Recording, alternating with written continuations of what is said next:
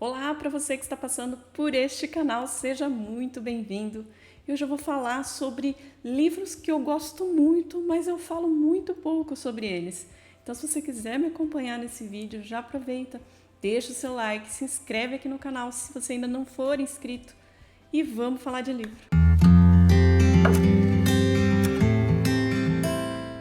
E neste vídeo eu vou falar especificamente de livros nacionais. Todos esses livros que eu vou citar eu li pelo Kindle, então eu vou deixar a imagem aqui para vocês poderem visualizar. E o primeiro livro dessa lista eu vou colocar aqui, A Morte de Quincas Berro d'Água, de Jorge Amado. Eu adoro esse livro e eu falo muito pouco dele. Ele é mais uma novela que foi escrita em 1959 e ele é muito famoso, muito conhecido. Conta a história de um homem que tinha uma reputação muito boa, a sua família, ele se chamava Joaquim Soares da Cunha e num determinado momento da sua vida ele já tinha lá a sua filha, já tinha toda aquela vida tradicional lá na Bahia. De repente ele joga tudo pro ar e larga a família, larga emprego, desiste de tudo e vai viver a vida como ele achava que deveria ser. Então ele começa a beber, ele começa a sair com um monte de mulheres, ele vai viver a vida dele loucamente. Até que num determinado momento o Quincas Berro d'Água, que é como ele ficou conhecido, ele acaba morrendo num quartinho imundo ali na cidade e a família é avisada da morte dele. Então, o que essa família que já nem falava mais dele, não queria nem saber mais dele por tudo que eles já passaram, eles querem dar um enterro digno e reconstituir ali a dignidade do marido, do pai, o Joaquim.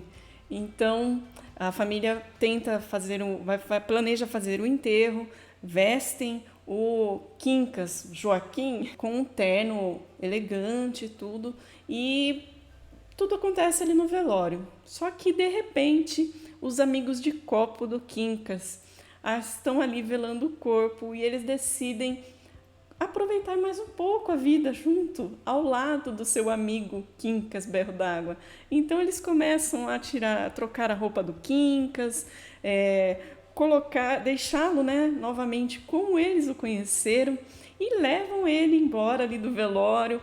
E nessa aventura aí que o Quincas vai viver novamente, entre aspas, ele joga capoeira, ele dança com meretrizes, ele faz de tudo até que vai acontecer a sua segunda morte. Então, é um livro assim fantástico, é um livro pequeno, é um livro curto, sim, é uma novela, porém ele é muito divertido, ele é muito crítico também, além de ser um livro divertido, tudo isso, que é o que o Jorge Amado gostava de fazer, criticar a sociedade. Então ele faz muito bem também em A Morte de Quincas Berro d'Água. Então é um livro que eu falo pouco, mas eu adoro. Outro livro que eu gosto muito e eu acredito que eu não deva nem ter falado dele aqui ainda no canal é Dois Irmãos, do Milton Rantol. Esse livro é imperdível, gente, ele é maravilhoso. Ele conta a história de dois irmãos gêmeos, o Yakub e o Omar, que são, então, como eu disse, irmãos gêmeos. Eles vivem numa casa onde tem a sua mãe, o seu pai e a sua irmã. E o ambiente ali não é muito saudável. Importante falar que nessa casa também vive a empregada dessa família, a Domingas, e o seu filho. Então a história ela é narrada aos olhos do filho dessa empregada, que fica ali vivendo, cresce ali nesse ambiente também dos seus patrões e tentando sempre descobrir quem é o seu pai no meio daquelas pessoas. Então, é a visão desse garoto, ele vai mostrando pra gente coisas que ele viu e coisas que ele ouvia e vai juntando as peças ali até ele conseguir chegar à conclusão de quem é o pai dele e de como que é a vida na realidade, a vida dele na realidade. É um livro muito interessante que mostra pra gente a dificuldade de relacionamentos entre familiares, principalmente às vezes entre irmãos. E eu acho interessante também fazer um paralelo aqui. Eu gosto muito desse livro, como eu estou falando agora para vocês, Os Dois Irmãos, mas ele me lembra bastante também um livro do Machado de Assis, que é Esaú e Jacó, que também conta a história de dois irmãos gêmeos em conflito. E dadas as proporções ali, posso falar que eu gosto muito dessa versão aqui do Milton Raton. Eu acho que é um livro assim muito importante para ser lido, muito reflexivo e que vale então a pena ser conhecido também. Outro livro que eu amo demais, e eu já falei sim dele aqui no canal, falei uma vez, até resenha aqui no canal, e é o Incidente em Antares, do Érico Veríssimo. Esse livro é fantástico. Eu sinto que eu deveria falar mais desse livro, incentivar as pessoas a ler este livro, porque ele é incrível também. Ele conta a história de um incidente que acontece na cidade de Antares. Na verdade, o livro é dividido em duas partes. Uma primeira parte que é um pouco mais ficção histórica, que fala um pouco sobre como foi a política naquela época ali naquela cidade. Estamos falando de uma cidade ali do sul, fictícia, obviamente. E na segunda parte do livro, a gente tem o famoso incidente, que é nada mais um dia de greve que acontece ali naquela cidade. Todos os funcionários ali, todos os empregados resolvem fazer uma greve geral. Então, todos os tipos de trabalhadores ali param na cidade. Estamos falando de uma cidade também, naquele modelo antigo que tinha coronel, que tinha famílias tradicionais, o delegado, pessoas importantes e tudo mais que uma bela história ali de cidade pequena pode ser contada. E num determinado momento ali, algumas pessoas começam a morrer, pessoas importantes da cidade, outras nem tanto, mas se eu não me engano são ao todo 7 pessoas que morrem e elas precisam ser enterradas. Porém, os coveiros também estão em greve, então nada de enterro naquele dia. Os governantes estão fazendo o possível ali para tentar normalizar aquela situação, fazer com que os trabalhadores voltem a seus postos, só que isso não foi resolvido naquele dia, então ficou para outro dia ali, ver se conseguia resolver. Só que na madrugada, logo depois da meia-noite daquele dia, os mortos se levantam, então todos os caixões estão enfileirados do lado de fora do cemitério, eles levantam-se dos seus caixões e eles têm consciência de que eles já faleceram, mas eles se perguntam uns aos outros ali, por que a gente ainda não foi enterrado? Então, eles decidem se unir e assim que amanhecesse o dia, eles iriam caminhando de volta ali para o centro da cidade para reivindicar os seus direitos de serem enterrados. Então, aquela cidade, quando amanhece, as pessoas abrindo suas janelas e vendo os mortos caminhando, é uma cena muito engraçada, as pessoas ficam muito assustadas. E esses mortos combinam que eles iriam visitar pessoas estratégicas, ou familiares, ou delegado, ou prefeito, ou coronel.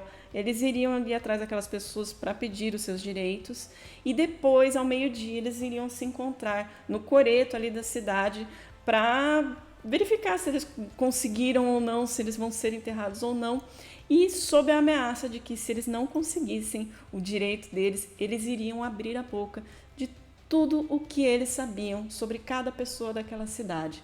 Então, aquele fator dos mortos estarem ali caminhando, que já era assustador ali para a cidade, passa a ser uma coisa tão pequena perto dos podres que podem ser expostos por eles.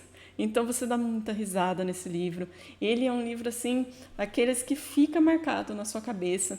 Eu assisti depois a adaptação também que teve, uma minissérie. Também é muito fiel ao livro e é divertidíssimo igual. Então é livro que também eu precisava falar um pouco mais aqui, então estou falando. Vamos falar de Machado de Assis aqui também? Claro que sim. O Alienista. Esse livro também é incrível, eu gosto demais. Ele é bem curtinho também, a gente pode até falar que ele é um livro de conto e trata da história de um médico, um psiquiatra chamado Simão Bacamarte. Ele está numa cidade chamada Itaguaí e ele quer fazer um estudo mais específico sobre a mente humana. Então, ele convence a cidade de que ele pudesse fazer um hospício ali. Então, esse hospício, essa casa, né, o hospício acaba se chamando Casa Verde.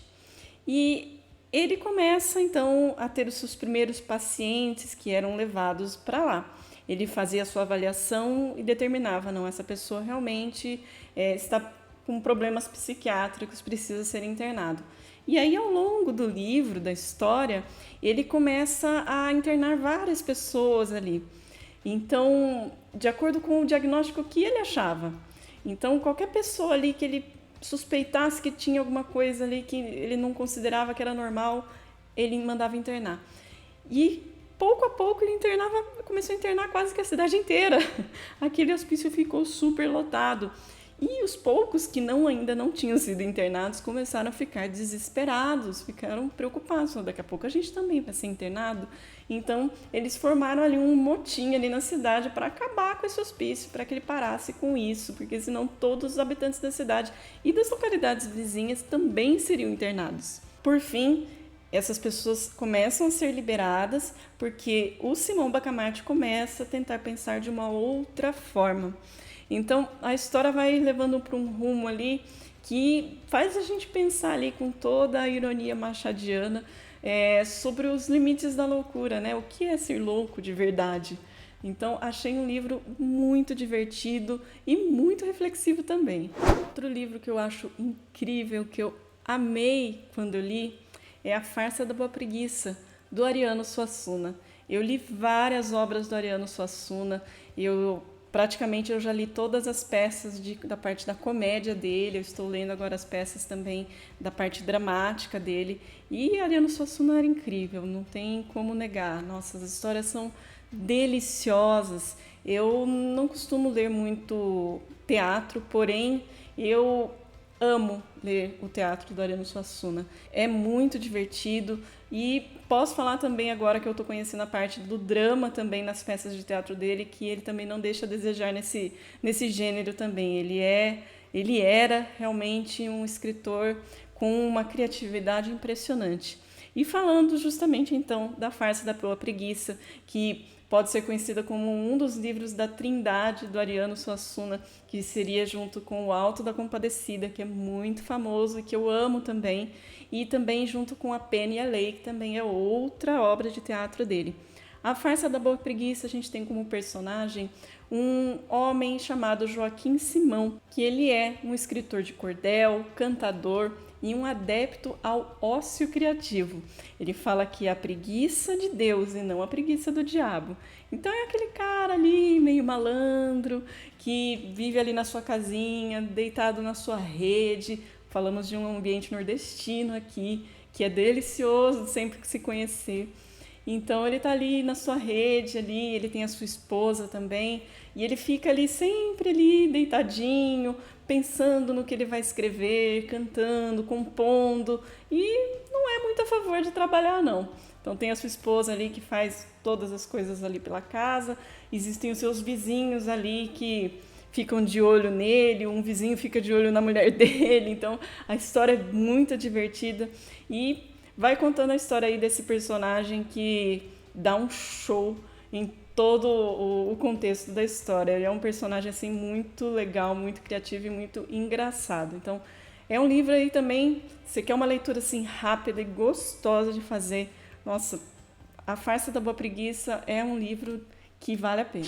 E esses foram alguns dos livros que eu já li, que eu gostei demais, mas que eu sempre falei pouco deles aqui no canal. Vou trazer outros aí para vocês também, afinal de contas a gente lê bastante. A gente tem que falar de todos os livros, né? Às vezes até dos que a gente não gostou, mas tem aqueles que marcam a gente ali, que a gente acaba falando mais, mas vale a pena também lembrar daqueles que a gente gostou bastante também e divulgá-los. Então espero que vocês tenham gostado desse vídeo, se inscrevam aqui no canal, divulguem para os seus amigos, deixe o like também e a gente se vê numa próxima. Até mais!